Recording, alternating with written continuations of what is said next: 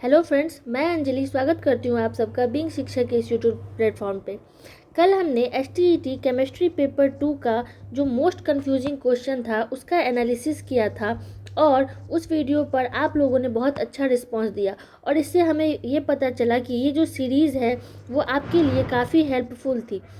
इसी क्रम में बहुत सारे स्टूडेंट ने मुझे ये मैसेज किया है कि मैम सीडीपी के जो क्वेश्चन हैं उनमें भी बहुत सारे स्टूडेंट्स को डाउट है और उन्होंने कहा है कि जो सीडीपी के क्वेश्चन है उसका भी एनालिसिस कर दीजिए ताकि जो कन्फ्यूज़न है वो क्लियर हो जाए और साथ में जो 2 से 3 मार्क्स जो हैं सीडीपी से रिलेटेड वो भी बढ़ जाए। तो आज हम लोग बढ़ने वाले हैं एसटीईटी केमिस्ट्री पेपर 2 सीडीपी यानी कि चाइल्ड डेवलपमेंट पेडागोजी की जो क्वेश्चंस स्टेट केमिस्ट्री पेपर 2 में पूछे गए हैं उसकी तरफ। लेकिन उससे पहले अगर आपने अभी तक वीडियो को लाइक नहीं किया तो वीडियो को लाइक कर दें, चैनल को सब्सक्राइब कर दें और साथ ही इस वीडियो को ज़्यादा से ज़्यादा शेयर करें ताकि जो और भी केमिस्ट्री के स्टूडेंट हैं उनके लिए भी ये वीडियो जो है वो हेल्पफुल रहे और ऑब्जेक्शन करने में उन्हें भी सुविधा हो।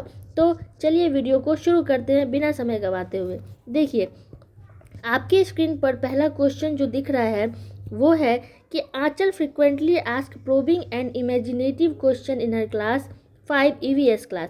Bye doing so she aims at proving. I hope कि जो बच्चे हिंदी में एग्ज़ाम दिए हैं उनके पास ये क्वेश्चन जो है वो हिंदी में अवेलेबल होंगे, लेकिन मेरे पास जो पेपर आया है वो इंग्लिश में उनका लैंग्वेज था, तो ये क्वेश्चन जो है वो इंग्लिश में है। तो आई होप कि आप लोग इतना तो समझ ही गए होंगे कि क्वेश्चन में ये पूछ रहा है कि आंचल जो है वो इमेजिनेटिव क्वेश्चंस अपने EVS के क्लास में पूछती है, यानी तर्क आधारित। तो ऐसा करके वो क्या शो करना चाहती है? तो देखिए, तर्क आधारित अगर कोई चीज़ कोई पूछ रहा है तो डेफिनेटली वो क्या कर रहा है, ऑब्जर्वेशन स्किल नहीं कर रहा। थिंकिंग स्किल जो है ना, जो सोचेगा तभी तो तर्क निकालेगा। तो इस क्वेश्चन का आंसर थिंकिंग स्किल होगा। बहुत सारे स्टूडेंट ने ऑब्जर्वेशन स्किल माना है जो कि गलत है, क्योंकि ऑब्जर्वेशन स्किल होता है देख कर पढ़ने वाला। क्या? देख कर अगर कोई चीज़ कोई स्टडी कर रहा है और तब वो अवलोकन करके किसी चीज़ के आंसर दे रहे हैं या फिर क्वेश्चन पूछ रहे हैं तो वो आ जाते हैं ऑब्जर्वेशन स्किल में। तो इस क्वेश्चन का आंसर जो है वो थिंकिंग स्किल होगा। बहुत सारे स्टूडेंट को इस क्वेश्चन में कन्फ्यूज़न था, तो आई होप कि आपको ये क्लियर हो गया होगा। दूसरा क्वेश्चन है, children coming from socio economically disadvantage backgrounds need a classroom environment. ऐसे बच्चे जो सामाजिक और आर्थिक रूप से कमज़ोर हैं वो जब किसी क्लासरूम में आते हैं तो उनका जो क्लासरूम है वो किस तरह का होना चाहिए? तो टीचर देम गुड बिहेवियर। ठीक है, टीचर्स देम गुड बिहेवियर, उनके साथ गुड बिहेवियर सिखाना चाहिए।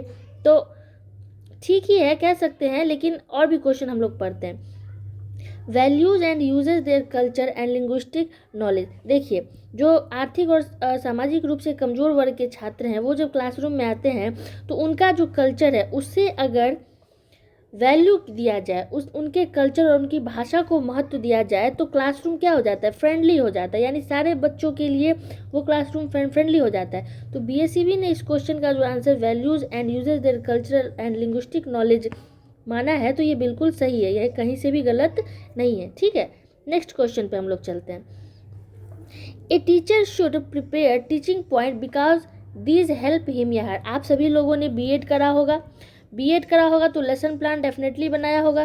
तो जब हम लोग लेसन प्लान बनाना माइक्रो टीचिंग में सीख रहे थे तो हमें क्या सिखाया गया था कि लेसन प्लान इसलिए बनाया जाता है ताकि हमें पता चले कि एक्चुअली में पढ़ाना क्या है, बिना टाइम वेस्ट किए हुए जो है हम लोग समय रहते, क्योंकि टाइम बहुत कम रहता है, 40 मिनट का ही एक क्लास होता है ना लेसन प्लान में या फिर किसी भी क्लासरूम में निर्धारित समय।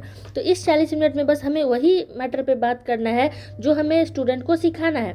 तो इसका जो ऑप्शन दिया गया है BSCB ने, in knowing what to teach them in class, ये बिल्कुल करेक्ट आंसर है, ये कहीं से भी गलत नहीं है। ठीक है ना? चलिए नेक्स्ट, ये जो ऑप्शन है इसका कि इन सेविंग टाइम, ये आंसर सही नहीं है। हमें बेस्ट आंसर ढूंढना है और बेस्ट आंसर जो है लेसन प्लान के रिगार्डिंग वो यही है आपका, knowing what to teach them in the class. पढ़ाना क्या है क्लास में ये पता होना चाहिए और इसीलिए लेसन प्लान बनाया जाता है। आई होप कि आपको ये समझ में आ गया होगा। नेक्स्ट क्वेश्चन है कि कक्षा में बच्चों के बीच प्रश्न पूछने के कौशल को बढ़ाने के लिए निम्नलिखित में से कौन सा निर्देश नहीं है? अगर बच्चा कोई क्लास में क्वेश्चन पूछ रहा है तो उसके इस पूछने के जो क्वेश्चन है उसको बढ़ाने के लिए क्या नहीं करना चाहिए, निगेटिव पूछ रहा है, क्या नहीं करना चाहिए। तो उन प्रश्नों की सराहना करें जो विकास स्तर के लिए उपयुक्त हो। क्या ये नहीं करना चाहिए? बिल्कुल गलत बात है ना, ये तो करना ही चाहिए डेफिनेटली।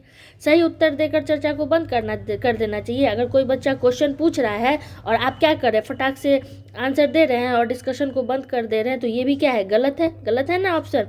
नेक्स्ट ऑप्शन है हमारा, कभी भी उत्साहवर्धक तरीके से प्रतिक्रिया ना दे। ये बिल्कुल सही आंसर है। वो इसलिए मैं ऐसा कह रही हूँ क्योंकि देखिए, अगर कोई बच्चा क्वेश्चन पूछ रहा है और आप फटाक से एक्साइटेड अवस्था में अरे ये अगर पूछ रहा है बच्चा कि भारत की राजधानी कहाँ है, तो आप फटाक से दिल्ली बोल दोगे तो चर्चा वहीं पे क्या हो जाएगी, खत्म हो जाएगी, एकदम एक्साइटेड अवस्था में। बच्चे के सामने में एक्साइटेड अवस्था में जवाब नहीं देना चाहिए। तो बीएसईबी ने इसका आंसर मारा है, कभी भी उत्साहवर्धक तरीके से प्रतिक्रिया न दे। ये बिल्कुल सही आंसर है। आई होप कि आपको ये समझ में आ गया होगा। नेक्स्ट क्वेश्चन है, methods gives training in. Methods जो है, चरण मेथड्स है ना, ये किस चीज़ में ट्रेनिंग देता है? कंस्ट्रक्टिव थिंकिंग में देता है, हेल्प करता है, बिल्कुल सही बात है। रीजनिंग में, सोचने में, तर्क वितर्क करने में सहायता करता है, बिल्कुल सही है। क्रिटिकल जजमेंट करने में सहायता करता है ना, क्रिटिकल स्तर पर। तो ये चारों ऑप्शन इसके सही हैं। इसके आंसर जो ऑल ऑफ दीज है वो बिल्कुल करेक्ट है। बहुत सारे स्टूडेंट को इसमें भी डाउट था।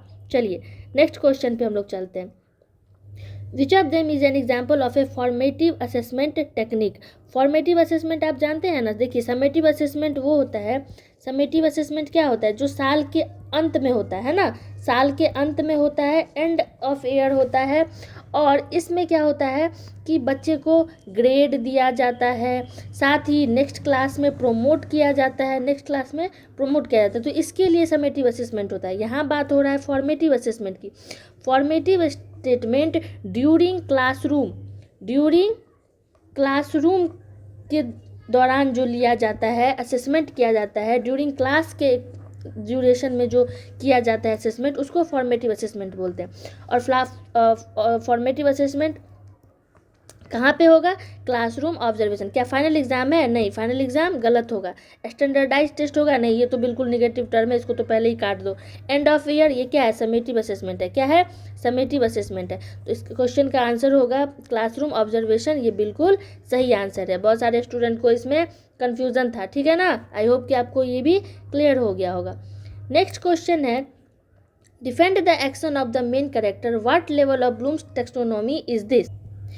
आपने अगर सीडीपी पढ़ा होगा तो आपने ब्लूम्स टेक्सोनोमी के बारे में ज़रूर पढ़ा होगा, ठीक है। तो ये जो क्वेश्चन है ब्लूम टेक्सोनोमी के इवैल्यूएशन का पार्ट है। इवैल्यूएशन के बारे में जो उन्होंने बताया था उसका पार्ट है। देखिए, ब्लूम्स टेक्सोनोमी का जो इवैल्यूएशन का वर्गीकरण है उसमें हॉट्स आपने ज़रूर सुना होगा। हॉट्स अर्थात हायर ऑर्डर थिंकिंग स्किल्स है ना, थिंकिंग स्किल, ये उन्हीं में से एक है। इसमें किसी चीज़ के मूल्य के बारे में जो है वो निर्णय लेना, विचारों की जो आलोचना है उसके बारे में बात करना, या कोई भी मानदंड है या मानक है उसके आधार पर जो है वो तर्कसंगत आधार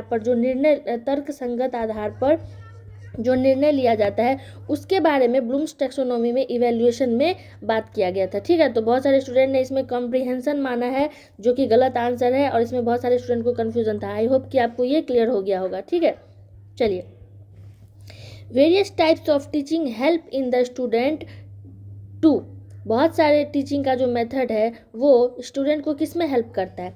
to get the benefit to maximum limit, सही बात है। अंडरस्टैंड द लेसन बेटर, पाठ को समझने में मदद करता है, सही बात है। मेक द लेसन इंटरेस्टिंग, है ना, पाठ को रोचक बनाने में हेल्प करता है। तो इसके आंसर ऑल ऑफ दीज होंगे और ये बिल्कुल सही आंसर है।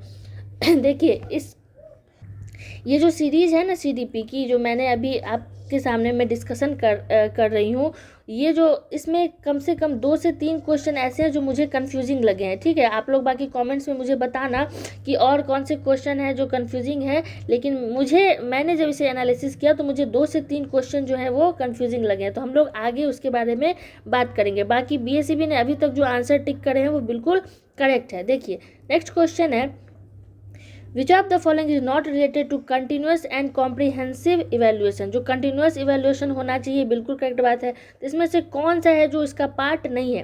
तो क्या होगा? It has been mandated by the right to education act of India, ये आरटीई के अंतर्गत आता है, बिल्कुल करेक्ट है।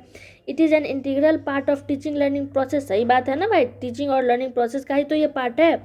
It focuses on child's achievement in different learning area, सही बात है। ये जो असेसमेंट है, इवेल्युएशन है, ये स्टूडेंट के डिफरेंट लर्निंग एरियाज़ को कंसिडर करता है ना, उस पर हेल्प करने की कोशिश करता है।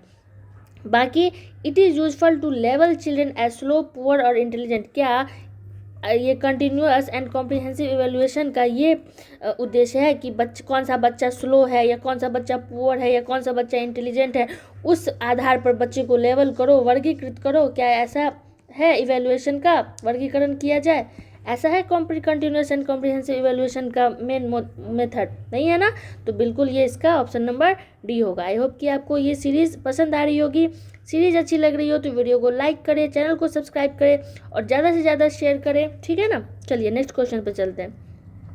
Which of these are vital for any organization, देखिए किसी भी ऑर्गेनाइजेशन के लिए क्या महत्वपूर्ण है, क्या डिबेट्स महत्वपूर्ण है? डिबेट्स महत्वपूर्ण है? बिल्कुल नहीं।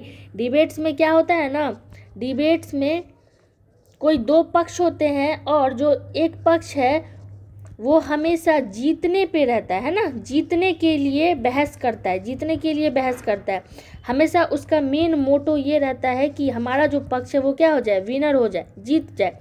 तो क्या ऑर्गेनाइजेशन है, कोई संगठन है जहाँ पे बड़े बड़े काम होते हैं, वहाँ पे अगर विनर और लूज़र इसे ढूंढा जाए तो क्या वो ऑर्गेनाइजेशन कभी बढ़ेगा? नहीं बढ़ेगा ना, बिल्कुल ये गलत बात है। तो डिबेट्स तो इसका ऑप्शन में होगा ही नहीं, ये डेफिनेटली गलत ऑप्शन है। दूसरा है ग्रुप डिस्कशन, ये बिल्कुल करेक्ट बात है। ग्रुप डिस्कशन में क्या होता है, एक मुद्दे पर, एक कोई मुद्दा होता है, उस मुद्दे पर क्या होता है ना, लोग चर्चा करते हैं, सामूहिक चर्चा करते हैं और चर्चा करके सही गलत का फैसला कर कर एक ऐसे पोजीशन पे पहुंचते हैं, एक ऐसी मंजिल पर पहुंचते हैं जहां पे उस ऑर्गेनाइजेशन को क्या होता है, फ़ायदा होता है ना।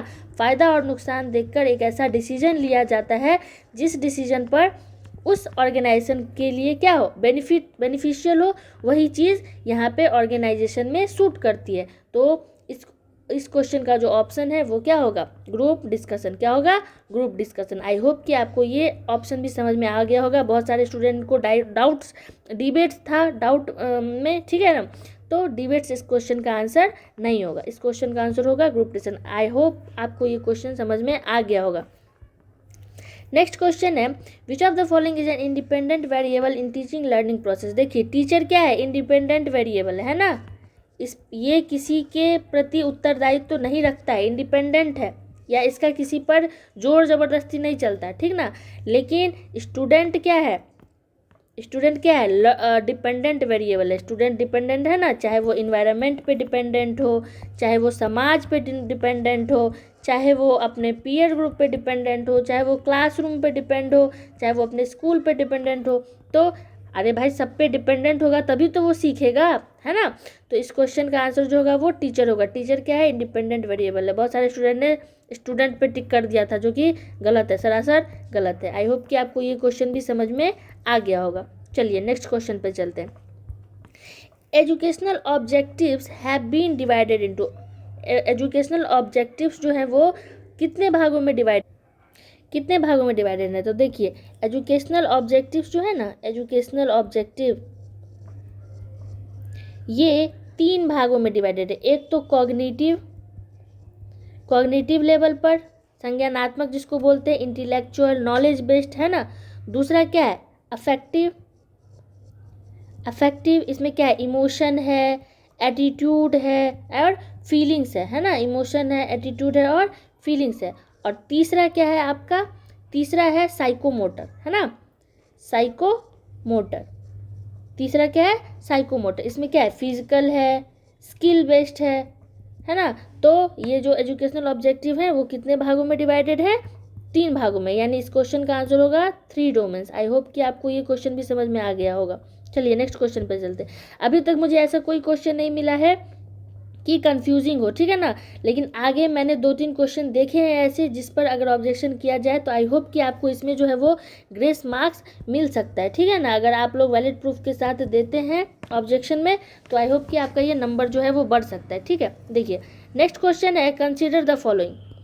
Generalisation, observation, verification, example. Arrange the above step in order according to inductive method. देखिए इंडक्टिव मेथड क्या होता है, स्पेसिफिक टू जनरल। स्पेसिफिक मतलब बहुत हाई लेवल की थिंकिंग, उसके बाद उसको जनरलाइज करके नॉर्मल लेवल पर ले आना, ठीक है, नॉर्मल लेवल पर ले आना। तो इंडक्टिव और डिडक्टिव मेथड में क्या होता है, जनरल टू स्पेसिफिक, यानी कि इस क्वेश्चन को बोल रहा है कि इंडक्टिव मेथड के आधार पर सजाइए। तो देखिए इंडक्टिव मेथड में सबसे पहले क्या होगा, हाई लेवल पे ले जाएगा ना, हाई लेवल थिंकिंग स्किल से नॉर्मल लेवल थिंकिंग स्किल। तो इसमें क्या होगा कि सबसे पहले क्या करेगा, एग्जाम्पल दे देगा बच्चों को, क्या कर देगा पहले एग्जाम्पल दे देगा, क्या करेगा पहले एग्जाम्पल दे देगा, ठीक है। उसके बाद बोलेगा उसको ऑब्जर्व करो, एग्जाम्पल दे दिया, अब बोलेगा बच्चे को ऑब्जर्व करो अपनी थिंकिंग लेवल के आधार पर, ठीक है। उसके बाद बोलेगा अब जनरलाइज कर दो, अब जितनी बातें तुमने ऑब्जर्व की है उस सबको जनरलाइज करो। उसके बाद इसमें क्या करो, वेरिफिकेशन करो कि कहाँ पे ये चीज़ें छूट रही हैं, कहाँ पे क्या ऐड होना चाहिए, आपकी थिंकिंग लेवल क्या है उसे देखा जाता है।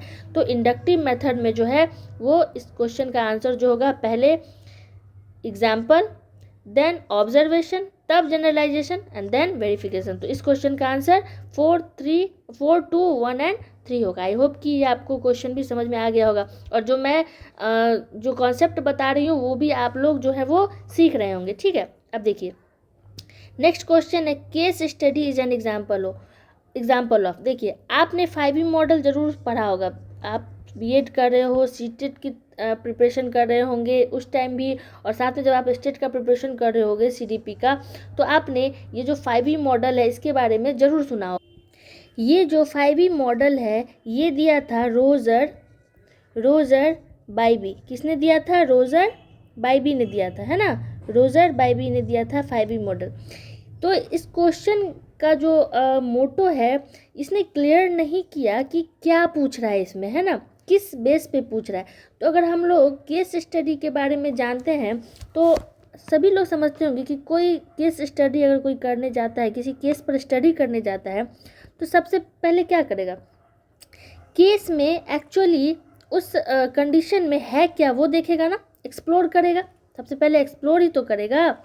उसके बाद क्या करेगा, इलेबोरेट करेगा, इंगेज करेगा, इवेल्युएट करेगा। 5E मॉडल में एक्सप्लोर, इंगेज, इवेल्युएट और इलेबोरेट, और एक और है एक्सप्लेन। क्या है, एक्सप्लेन है। तो केस स्टडी की जब हम बात करते हैं तो इस क्वेश्चन का आंसर जो होगा वो मेरे हिसाब से होना चाहिए एक्सप्लोर, क्योंकि जब कोई केस स्टडी करने जाता है तो सबसे पहले एक्सप्लोर करेगा ना, जानेगा ना कि उसके पीछे का बैकग्राउंड क्या है, तो एक्सप्लोर करेगा।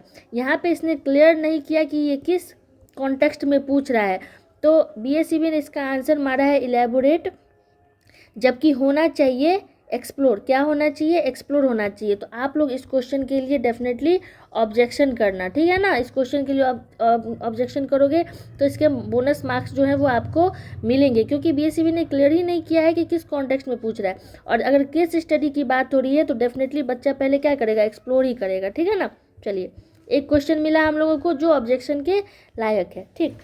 नेक्स्ट क्वेश्चन है, the most important quality of a good teacher. एक गुड टीचर का मेन इम्पॉर्टेंट क्वालिटी क्या होना चाहिए, उसको सब्जेक्ट का ज्ञान होना चाहिए, है ना, ज्ञान होना चाहिए सब्जेक्ट का। ये डेफिनेटली बिल्कुल करेक्ट बात है, ज्ञान ही नहीं रहेगा तो पढ़ाएगा क्या, ठीक। नेक्स्ट क्वेश्चन पे चलते हैं, the major disadvantage of punishment is education that. देखिए शिक्षा में पनिशमेंट का सबसे बड़ा जो नुकसान है वो क्या हो सकता है, तो एक तो आंसर है इट जनरेट अनप्लीजेंट फीलिंग्स, या बच्चे में दुर्भावना का विकास करता है, दुर्भावना, है ना, दुर्भावना का विकास करता है, करेक्ट बात है। लेकिन एक क्वेश्चन है जो मेरे अकॉर्डिंग मुझे सही लगता है कि it does not solve the problem permanently. देखिए अगर बच्चों को आप पनिशमेंट दे दोगे तो वो तत्काल उस काम को छोड़ देगा, लेकिन इसकी क्या गारंटी है कि बाद में वो वही काम को दोहराएगा नहीं, वो वही काम को बाद में दोहराएगा नहीं। तो मेरे हिसाब से इस क्वेश्चन का आंसर जो है वो ये भी होना चाहिए कि it does not affect the problem, solve the problem permanently, ठीक है। तो आप इस क्वेश्चन को भी देख लेना कि अगर ऑब्जेक्शन के लायक है तो आई होप कि आप लोग ऑब्जेक्शन करेंगे तो इसके नंबर भी जो है 1-2 नंबर वो आपके बढ़ जाए, ठीक है ना। लेकिन बीएसईबी ने इस क्वेश्चन का आंसर मारा है कि बच्चे में दुर्भावना का विकास करता है, ये बिल्कुल सही है, सही है, मैं इसे गलत नहीं कह रही, लेकिन मेरे हिसाब से ये ऑप्शन भी जो है वो कहीं से भी काटने योग्य नहीं है। तो आई होप कि आपको ये समझ में आ गया होगा, ठीक है। एक क्वेश्चन है जिसके मैसेज बहुत आ रहे हैं मुझे कि मैम इस क्वेश्चन पे डिस्कशन कीजिए कि curriculum based on thinking of John Dewey's. तो देखिए, जॉन डवे का जो करिकुलम बेस्ड थिंकिंग था ना, वो क्या था, प्रोग्रेसिव था। क्या था, प्रोग्रेसिव था, है ना। दूसरा एक्सपीरियंशियल था, एक्सपीरियंशियल था। और तीसरा चाइल्ड सेंटर्ड था। क्या था, चाइल्ड सेंटर्ड था, ठीक है, चाइल्ड सेंटर था। तो यहाँ पे इस क्वेश्चन में क्लियर नहीं किया गया है कि ये जॉन डवे का जो करिकुलम बेस्ड ऑन थिंकिंग है वो किस बेसिस पे पूछ रहा है। तो अगर एक ही ऑप्शन पूछता ना तो यहाँ पे लर्नर सेंटर्ड एग्जाम्पल इसका होना चाहिए। इस क्वेश्चन का आंसर जो है वो लर्नर सेंटर्ड होना चाहिए। एक्टिविटी सेंटर्ड भी है, एक्टिविटी सेंटर्ड जो करिकुलम है वो भी होना चाहिए, क्योंकि एक्सपीरियंशियल लर्निंग की बात इन्होंने की है तो ये होना चाहिए। तो इस क्वेश्चन का ऑप्शन सजाने में गलती हुई है, या फिर अगर एक टर्म में पूछा जाए, अगर एक ही बात में पूछा जाए इस क्वेश्चन के अकॉर्डिंग, तो इस क्वेश्चन का आंसर जो है वो लर्नर सेंटर्ड होना चाहिए, जो कि बहुत सारे बच्चों को इसमें कन्फ्यूज़न था।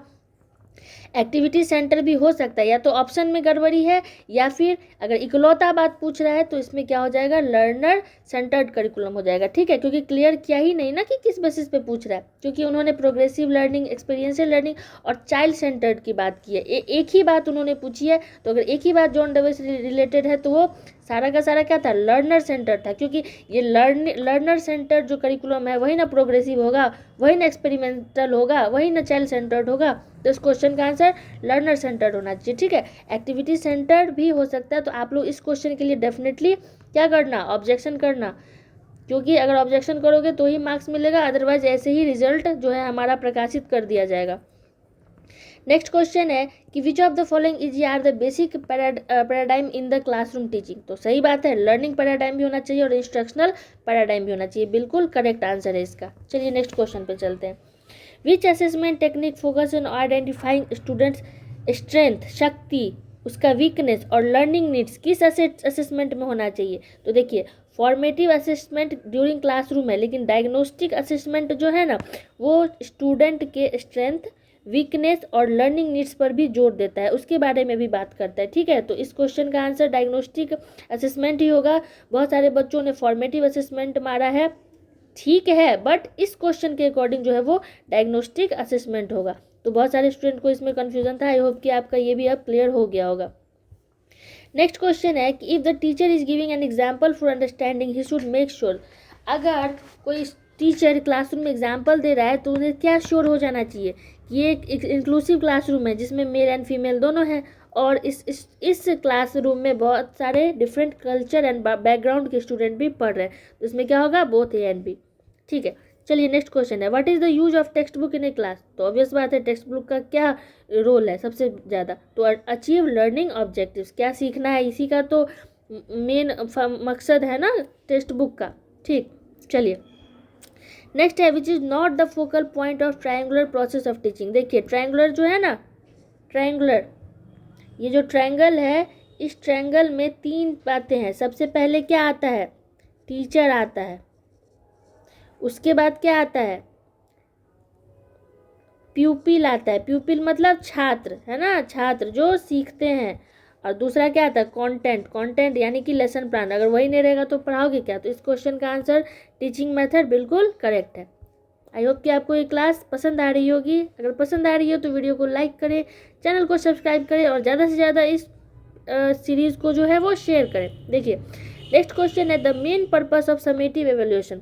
ऑब्वियस बात है, मैंने अभी आपको ऊपर में डिस्कस करा है कि समेटिव असेसमेंट का क्या होगा, promote next higher class, provide rank to the student, provide grade to the student. सारी बातें सही है, तो ऑल ऑफ दिस होगा। नेक्स्ट है, which element is essential to stabilizing a productive learning environment. Productive learning environment में सबसे ज़्यादा क्या होना चाहिए, इंस्ट्रक्शनल फैसिलिटीज़ होना चाहिए। फैसिलिटी ही नहीं रहेगा तो लर्निंग कभी भी प्रोडक्टिव हो सकेगा, नहीं हो सकेगा ना। तो बिल्कुल करेक्ट आंसर है अवेलेबिलिटी ऑफ इंस्ट्रक्शनल फैसिलिटीज, सही बात है। बहुत सारे बच्चों ने इसमें ना ये मार दिया है जो कि गलत है भाई। बताओ उच्च वर्ग के बच्चे ही पढ़ेंगे तभी प्रोडक्टिव लर्निंग होगा, नहीं होगा ना। तो इस क्वेश्चन का आंसर ये होगा availability of instructional facilities.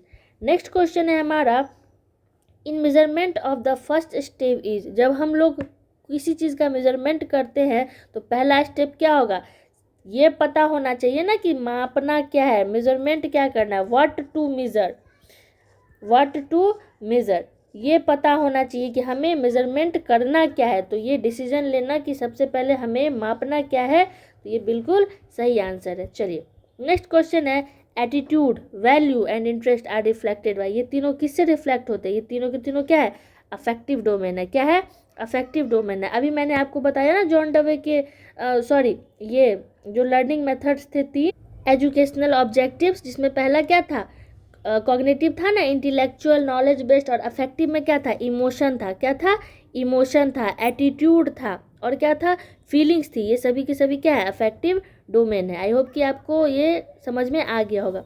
Next है curriculum development, refer to the total process of curriculum. ये है इम्प्लीमेंटिंग है, इवेल्युएटिंग है, डिजाइनिंग है, ऑल ऑफ दिस है।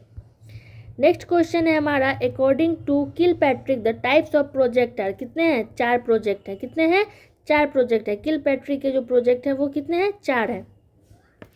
नेक्स्ट क्वेश्चन है हमारा which one of the following is not a principle of teaching learning process, teaching learning process का main जो है वो क्या नहीं है, नॉट ए प्रिंसिपल क्या नहीं है। तो देखिए ये ऑप्शन है once something learned it keeps enhancing with time, ये बिल्कुल सही बात है। जब कोई एक बार कोई चीज़ सीख लेता है तो वो हमेशा उसमें क्या करता है, अपने डेवलपमेंट के अकॉर्डिंग कॉग्निटिव का विकास करता रहता है, तो हमेशा तो सीखता ही रहता है ना। दूसरा है adults learn through out their life time, बिल्कुल सही बात है। Rates of adult learning is affected by individual difference, ये भी सही बात है। तो इस क्वेश्चन का आंसर जो है वो ऑल ऑफ दिस होना चाहिए मेरे हिसाब से। बाकी आप लोग देख लेना, मुझे लग रहा है कि इस क्वेश्चन का आंसर ऑल ऑफ दिस होना चाहिए। आई होप कि आपको ये क्वेश्चन भी समझ में आया होगा। ये भी कंफ्यूजिंग क्वेश्चन था, बहुत सारे स्टूडेंट का इसमें भी मैसेज आ रहा है कि ये बहुत ज़्यादा कंफ्यूजिंग है। तो अगर आप लोग इस पर ऑब्जेक्शन करना, हो सकता है कि इसके मार्क्स जो है वो बढ़ जाए, क्योंकि देखिए ना सारे ऑप्शन जो है वो हमारे फेवर में ही है। तो इसका जो आंसर होगा वो ऑल ऑफ दीज होगा। ठीक, नेक्स्ट क्वेश्चन है educational objective are arranged from simple to complex, simple to complex होना चाहिए, है ना। बच्चे को छोटे से बड़े की तरफ ले जाना है ना, तो सिंपल टू कॉम्प्लेक्स। ये ऐसा क्यों, क्योंकि ईच लेवल जो है वो बिल्ट होता है अपॉन एज्यूम्स, है ना, सोचने समझने की क्षमता पर। एक्विजिशन ऑफ स्किल, बच्चे नए नए चीज़ें सीखते हैं, स्किल सीखते हैं फ्रॉम द प्रीवियस लेवल, जो उनका पहले से ज्ञान है उसे नए ज्ञान से जोड़ के। तो ये क्वेश्चन का आंसर जो है each level is built upon and assume acquisition of skill from the previous level, ये बिल्कुल सही बात है। आई होप कि आपको जो है ये CDP के जो 30 मोस्ट कन्फ्यूजिंग क्वेश्चन थे उसे मैंने क्लियर कर दिया। ये क्लास आपको पसंद आई होगी। अगर आपको और भी क्वेश्चन लग रहे हैं कि कन्फ्यूजिंग है तो उसे भी मुझे कमेंट्स में बताओ, ताकि मैं उस पर भी एक वीडियो बना दूँ और जो स्टूडेंट है वो ऑब्जेक्शन कर सके, ताकि समय रहते जो ऑब्जेक्शन करेंगे तो ही हमें मार्क्स मिलेगा, अदरवाइज ऐसे ही हमारा रिजल्ट प्रकाशित कर दिया जाएगा, है ना, जो कि कहीं से भी उचित नहीं है। आई होप कि ये क्लास आपको पसंद आई होगी। अगर वीडियो अच्छी लगी तो वीडियो को लाइक करें, चैनल को शेयर करें, सब्सक्राइब करें और कमेंट्स करना बिल्कुल ना भूलें, ठीक है ना, क्योंकि कमेंट करोगे तो आप ही को फिर पता चलेगा कि और भी कौन से क्वेश्चन है जो मुझे इस सीरीज़ में ऐड करना चाहिए, ताकि बच्चे ऑब्जेक्शन करें और उन्हें जो है वो उनका हक मिल सके, मार्क्स मिल सके। आई होप कि इस वीडियो से 2 से 3 मार्क्स तो आपके ज़रूर बढ़ ही जाएंगे CDP में, है ना। जो 2-3 मोस्ट कन्फ्यूजिंग क्वेश्चन थे उसे मैंने क्लियर कर दिया है। तो इस वीडियो को देखने के बाद वीडियो को पूरा देखना और इस वीडियो को ज़्यादा से ज़्यादा शेयर भी करना। धन्यवाद।